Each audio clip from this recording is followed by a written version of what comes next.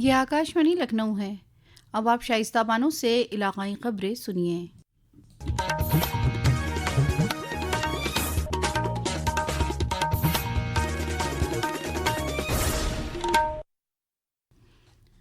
وزیر اعلیٰ یوگی آدتیہ ناتھ نے آج بریلی منعقد تقریب میں 2264 کروڑ کے 545 ترقیاتی پروجیکٹوں کا معنون کیا اور سنگ بنیاد رکھا۔ اس موقع پر انہوں نے کہا کہ پہلے بریلی ہر تیسرے مہینے فساد کی زد میں رہتا تھا، لیکن 2017 کے بعد اس کی پہچان ناتھ کوریڈور ہے۔ انہوں نے کہا کہ جب اچھی حکومت آتی ہے تو ترقی لے کر آتی ہے۔ جب اچھی سرکار آتی ہے تو وکاس اور سمردھی ساتھ لے کر کے آتی ہے۔ یہ وہی تو بریلی ہے 2017 کے پہلے ہر تیسرے مہینے جس کے ساتھ ایک بڑے دنگے کا داغ لگتا تھا۔ بریلی دنگا گرست جنپد بن گیا تھا، لیکن 2017 کے بعد دنگا نہیں بلکہ آج ناتھ کوریڈور بریلی کی پہچان بن گئی ہے۔ وزیر اعلیٰ نے رکشا بندھن اور کرشن جنماشٹمی کی بھی مبارکباد دی۔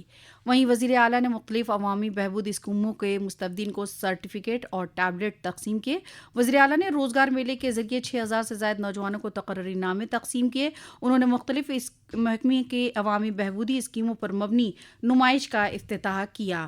وزیر اعلیٰ نے وزیر اعظم رہائش اسکیم کے مستفیدین کو گھروں کی چابیاں دی اور دیگر مختلف اسکیموں کے مستفیدین کو چیک بھی تقسیم کیے۔ R B I governor Sanjay Malhotra نے کہا ہے کہ مانیٹری پالیسی کمیٹی نے ریپو ریٹ کو 5.5% رکھنے کا فیصلہ کیا ہے۔ مانیٹری پالیسی کمیٹی کی میٹنگ میں لیے گئے فیصلوں کی معلومات گورنر سنجے ملہوترا نے پریس کانفرنس میں دی۔ انہوں نے بتایا کہ ریزرو بینک نے مالی سال 2025-26 کے لیے جی ڈی پی کی شرح نمو 6.5% برقرار رکھا ہے۔ وہیں خوردہ مہنگائی کی شرح کا تخمینہ 3.1% تک کم کر دیا گیا ہے۔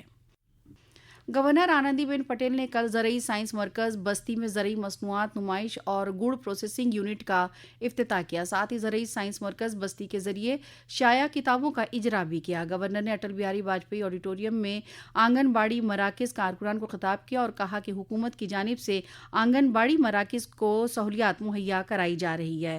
گورنر نے بستی ضلع کے کپتان گنج میں ٹرانسجینڈر اسکول کا بھی افتتاح کیا۔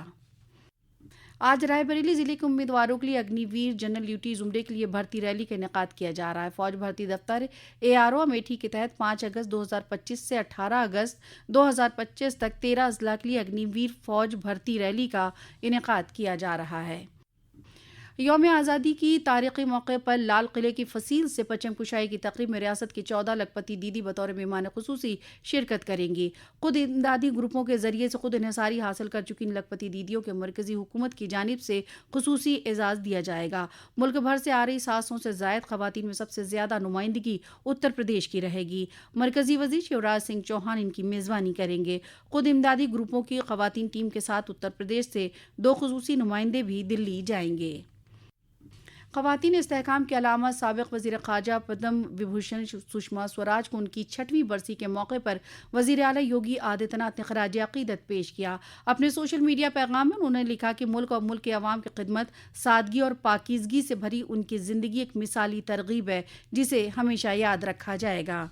ریاست کے مختلف اضلاع میں رک رک کر ہو رہی بارش اور بیراجوں سے پانی چھوڑے جانے کی وجہ سے گنگا اور یمنا سمیت کئی ندیاں طغیانی پر۔ ریاست کے 21 اضلاع میں سیلاب کی زد میں، جس کی وجہ سے قریب 1,72,000 سے زائد افراد متاثر ہیں۔ گنگا ندی بدایوں پریاگراج، مرزا پور، وارانسی، غازی پور اور بلیا میں، یمنا ندی پریاگراج، شاردا ندی لکھیم پور کھیری، گھاگھرا ندی بارہ بنکی اور راپتی ندی شراوتی میں خطرے کے نشان سے اوپر بہہ رہی ہے۔